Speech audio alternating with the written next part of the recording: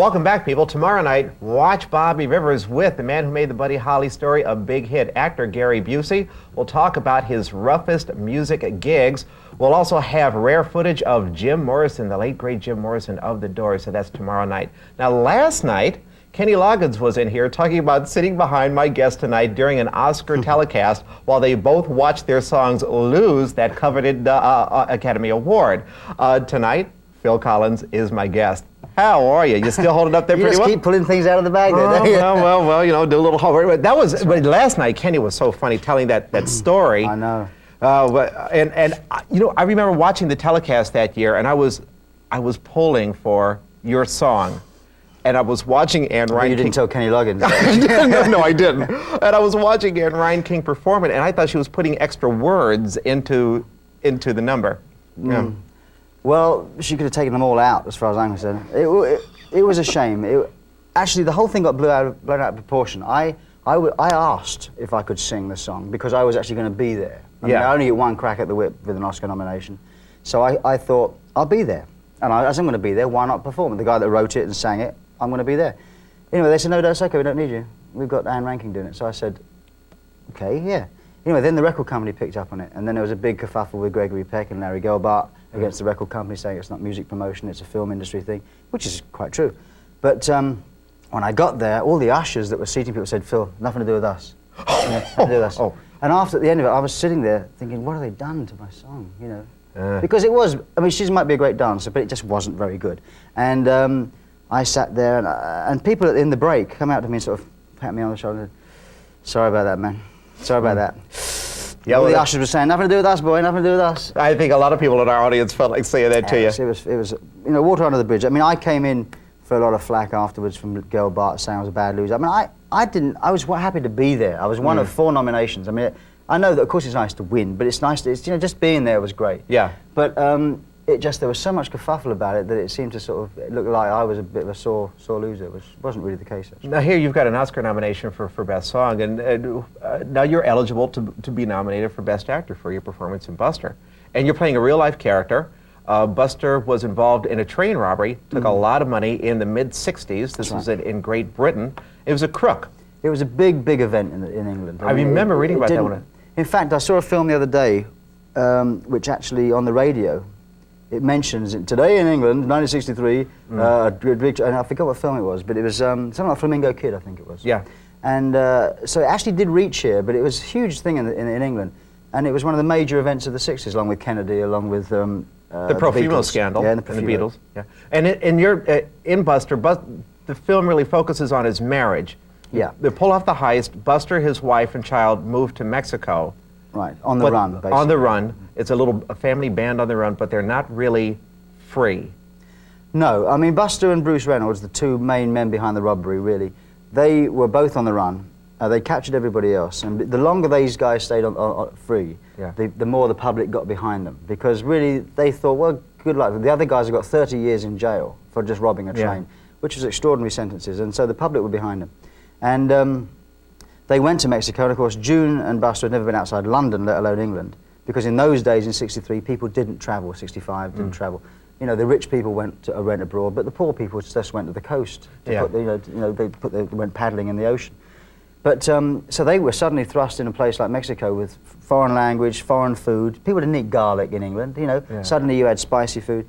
And they just didn't fit in, and June hated it, and she came back. Well, here we've got a clip on how they didn't fit in. That's right. Here, Julie Walters, Phil Collins, in a scene from Buster.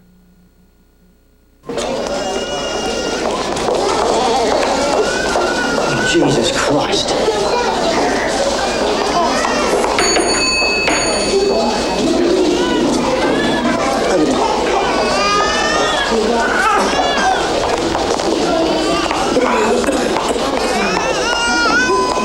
We want to see the head honcho.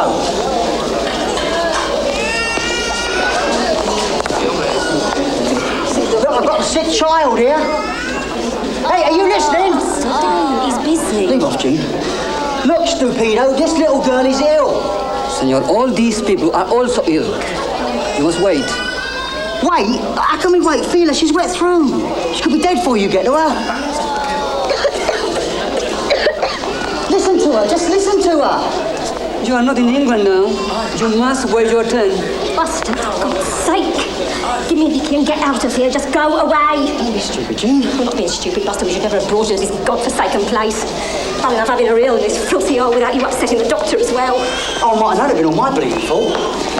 Who'd I do it for if it wasn't for you two, eh? I mean, you were the one that was always on about having a house and a good life and all that. Not here, Buster. Can't you see? Ain't worth a tin of beans here. What the hell am I supposed to do about it then?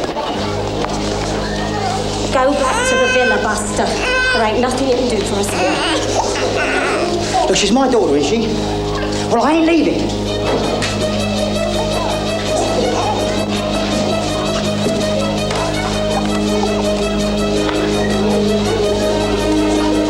I've done it all for you, you know, you ungrateful cow. Phil Collins, very good as Buster. Now, you invited the Prince and Princess of Wales to see Buster, didn't you? Yeah. Have they seen it? No. I invited them because I'm involved with the Prince's Trust as a trustee, which is his charity, and I invited them, yes, because I thought it's a warm love story. In fact, it doesn't glorify crime, but the critics in England, without having seen the film, decided that it was going to be a film that glorified crime. Before having seen it? Before having seen it, and therefore, when it was officially announced as an engagement by the royal couple, they took a protest at it, you know, and the thing snowballed to the point where it was so embarrassing that about 6 weeks later, I had to write to the Prince and say, maybe it's best you don't come. So they didn't come. I mean, I've spoken to him a few times since, and he wants to see it. But I mean, you know, it's just a question of getting him a print. So You know the real life Buster, don't you? Yeah. Has he been to your home? Yes. Do you count your silver when he leaves? No, that's unkind. You know, he's done his time, Buster. He sells flowers outside Waterloo Station now. He's done that for 12, 13 years. Got a straight job. Yeah. And he's a lovely man, actually. He's like I play him in the film. I play him as a lovable rogue because that's what he is. People think that it's like glorifying him, you know, and romanticising it. He's a very nice man. He's not a dark criminal. No, because your performance is so natural and so good, have you received other script offers? Yeah, I've had some. Nothing which really motivates me too much at the moment. I mean, the next thing for me is a solo album, which I'm starting in February. All right. So that will be, music will be next. But I'm still looking for something, and I am keeping looking. I'm meeting directors and writers all the time. Good. Yeah. I'd like to see you in some more film projects. I definitely want to do more. All right, let's talk some more about your music and your goodwill duties, of which we love you for. We're going to come back with fabulous Phil Collins. Please stay with us. Wouldn't you agree, baby, you and me got a groovy kind of love. Drummer and a snappy dresser.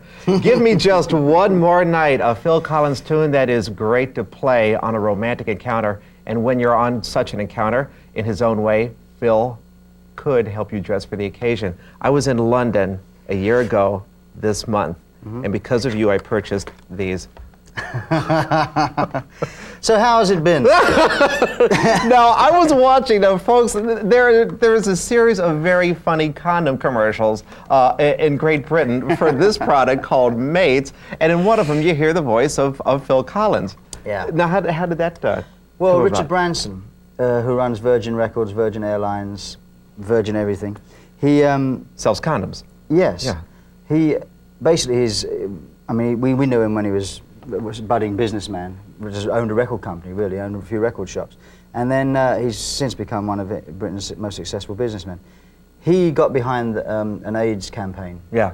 and started to promote these Mates, and because I'm on Virgin, I guess, you know, One More Night, see, it's quite interesting. One More Night is a romantic song. The other side of it is there's just been a survey in England Yeah. of the 10 songs most likely to cause sex between youngsters. And In the Air Tonight was #1, which is quite extraordinary because they had this poll of songs that were safe to play at parties, which wouldn't induce couples to sort of, you know. And then, but In the Air was one that they started recommending people didn't play because it actually Yeah. yes, Yeah. which is extraordinary. You know. Did you expect that when you were putting that song together? Not at all, no. Maybe it's because, wasn't that used in Risky Business for Yeah, the, yeah. well, maybe. Oh, that's right. Yeah, well, that was it. So you're helping to fight some risky business there with that. And Yes. yeah, and then here you did the bicontinental performance with Live Aid, in yeah. Live Aid. Now your voice is heard in beer commercials, or your song is heard in beer commercials. Yeah, well, Michelob actually, should I have said Michelob? Sorry. It's fine. No, but they actually sponsored my tour because that underwriting a tour helps cut the cost So down. that's it. It was And first, you know, you, Winwood, and Clapton. Yeah. have music that's been used in beer commercials. And, we all think, well, our pop rock music is so, we grew up with it being anti-establishment and non-corporate, and then to hear it in commercials, it's like... That's right, but I think really in the 60s, as things like the Beatles influenced advertising, influenced so many different forms of, ways of life. And now music is part of it. And it's like, because of my involvement with Prince of Wales, for instance, it's like I appear to have sold out because I'm going over there. In fact, what I think has happened is that they have loosened up and they're coming over here. And I think, so I don't see it as establishment. Just using a song in a commercial. I don't believe in endorsing particularly any one particular product. There's one thing about, I saw a beer poster that kind of, well, it really rubbed me the wrong way. It was for Winwood. Now, you saw Steve Winwood's name was about this big, but the beer product was that big, and I thought... That depends how much you keep hold of it. Michelob did sponsor the Genesis tour, and it did sponsor my tour. And as I say, it helped keep ticket prices down, and you just keep it within reason. Some people will sell their soul. Not saying what Stevie did, because he's certainly not that kind of character. But some people will, and some people just sort of keep it in perspective. And we try and keep it in perspective. But. About beer or cocktails, Robert Plant said, he said it's tough to get you to pick up the tab for a round. 30 things you didn't know about Phil Collins coming out right now. This is very unfair of Robert Plant to say. I was with Robert last night, in fact, and he insists that I'm stingy. Now, I've never once seen him buy anybody a round of drinks. Let's hear it. You hear it first on VH1. No, it's very strange. He said that. I read that when he said that. I thought, because he said it as a joke, in fact. But people do believe what they read.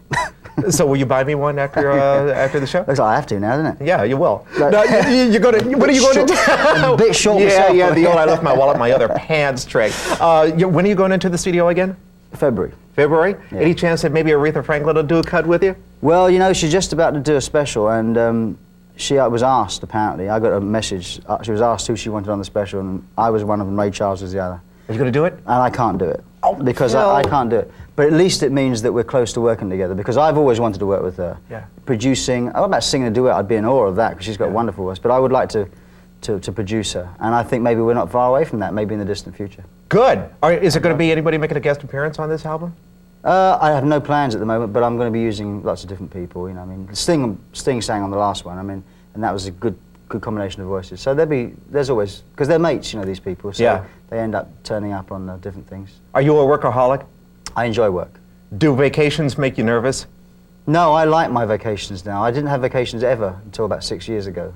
Yeah. And then I actually had one, and my wife made me take one, and I actually did enjoy it. So now I go at least once a year away. I have July and August off with my kids, so that's a big force. That's good. When you go into show business, you have certain expectations. Did you get what you expected? I got more than I expected. I never expected anything like this. All I wanted to do was just to play the drums and be respected by other musicians. Anything you're still hungry for in your career? There are always things. Now the film world's opened up to me. I want to make more films. Obviously, I'm always interested in writing better songs, singing them better, performing them better. But films is the next thing that I have yet to get behind properly. Well, we'll be looking forward to him. You're one of the best in the business. Phil Collins, Thank you very man. much. You're one of my favorites. This has been an honor to sit here with you. Checks in the post, Bobby. Okay, good. Folks, thanks for being with us. Tomorrow night, Gary Busey and rare footage of Jim Morrison of The Doors. Play safe, be kind, and thanks for the pleasure of your company. Bye-bye.